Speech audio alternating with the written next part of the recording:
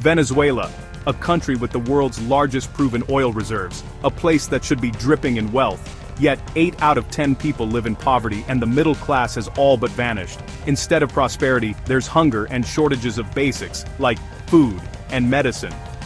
How does a nation sitting on a geological jackpot end up in a humanitarian crisis? The answer is a tangled web of political ideology, mismanagement, and the difference between having resources and having a functioning economy. To understand Venezuela's collapse, we must see how oil became both its blessing and its curse. Venezuela's oil reserves top 300 billion barrels, the largest on Earth. Oil once fueled a booming middle class and made Caracas a beacon of modernity. But oil isn't cash in the bank. It's a volatile commodity that demands expertise, infrastructure, and a stable market. The country became dangerously dependent on oil, neglecting agriculture and manufacturing. When oil prices dropped, the economy, built on petrodollars, crumbled. The easy money vanished, exposing a hollowed-out system. Venezuela had the raw resource, but not the recipe for lasting prosperity. The government and people grew used to spending, not building. When the oil market turned, there was nothing left to fall back on. The stage was set for disaster. In 1976, Venezuela nationalized its oil, creating PDVSA. The oil belonged to the people in theory. Under Hugo Chavez, oil revenue funded massive social programs, briefly lifting millions from poverty. But Chavez purged PDVSA of experts, replacing them with political loyalists.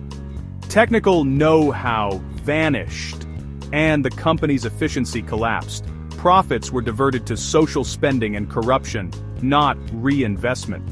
Infrastructure decayed. Production plummeted. State control, meant to empower, instead gutted the industry. The golden goose was left in the hands of those who didn't know how to feed it. Oil output fell from over 3 million barrels a day to historic lows. The seeds of collapse were sown from within. As PDVSA faltered, U.S. sanctions hit, blocking Venezuela from financial markets and its biggest oil customer. The aim cut off government revenue and force regime change, but the economy was already in free fall. Hyperinflation, shortages, and mismanagement had done deep damage.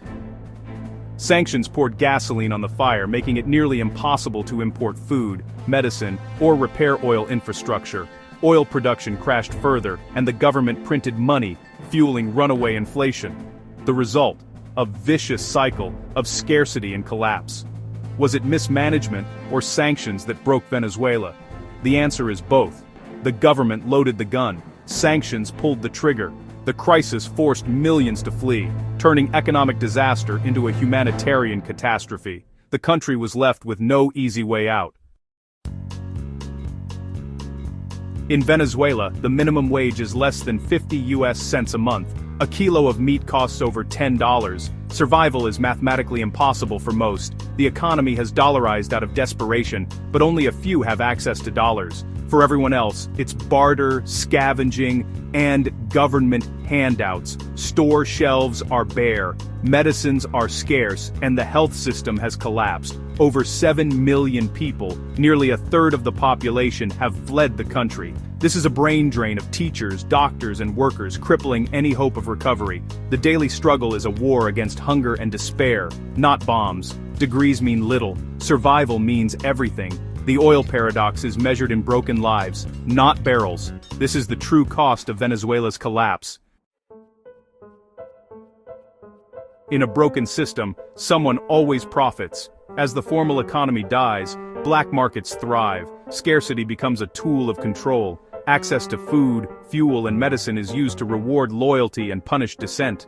Corruption flourishes. Those with connections profit from chaos.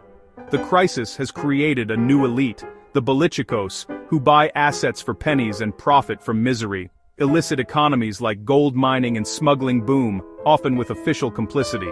The breakdown of order is not a failure for everyone, it's a feature for those in power. The goal is no longer a functioning country, but control over what little remains. In Venezuela, chaos is currency. The world frames Venezuela's crisis as a fight for democracy, but oil is the real prize. The US has long overlooked undemocratic oil-rich allies when it suits its interests. Venezuela's oil, sold to rivals like China and Russia, was outside US influence. Sanctions were as much about energy dominance as about human rights. Removing Venezuelan oil from the market benefited US producers. With Maduro captured in 2026, the focus shifted from democracy to reviving oil, with American companies at the helm. The real battle is over who controls the Orinoco oil belt. Energy is security, and controlling it is a cornerstone of US policy. The suffering of Venezuelans is both a tragedy and a justification for intervention. Oil, not freedom, drives the story. January 2026, Maduro is in US custody, and Washington promises a new era for Venezuela. The rhetoric is hopeful, but the real focus is oil. US companies are poised to return, rebuild, and profit. Some oil proceeds may reach Venezuelans, but the main goal is securing US energy interests. Reviving the industry will take years and billions in investment. Infrastructure is decayed, the workforce depleted, and debt massive. The idea of a quick fix is a dangerous illusion. Venezuela risks trading one form of control for another, economic sovereignty for foreign management. Stability may return, but at the cost of national control over oil. The cycle of dependency continues, just with new players. The oil remains the central character. Venezuela's story is a harsh lesson. Natural resources attract power, not peace. Oil made the nation a battleground for control, first by foreign companies, then by the state, and finally by global superpowers. The people have always been caught in the middle, their futures hostage to the black gold beneath their feet. US-led recovery may bring relief, but it doesn't change the core problem: over-reliance on a single resource. As long as oil dictates Venezuela's fate, true sovereignty is out of reach. Decisions are made far from Caracas, and ordinary people remain powerless. The real story isn't about ideology or sanctions, it's about the curse of resource wealth. Oil has given Venezuela everything, and in the end, taken it all away. Wealth in the ground does not mean food on the table. Power, not peace, is the legacy of Venezuela's oil.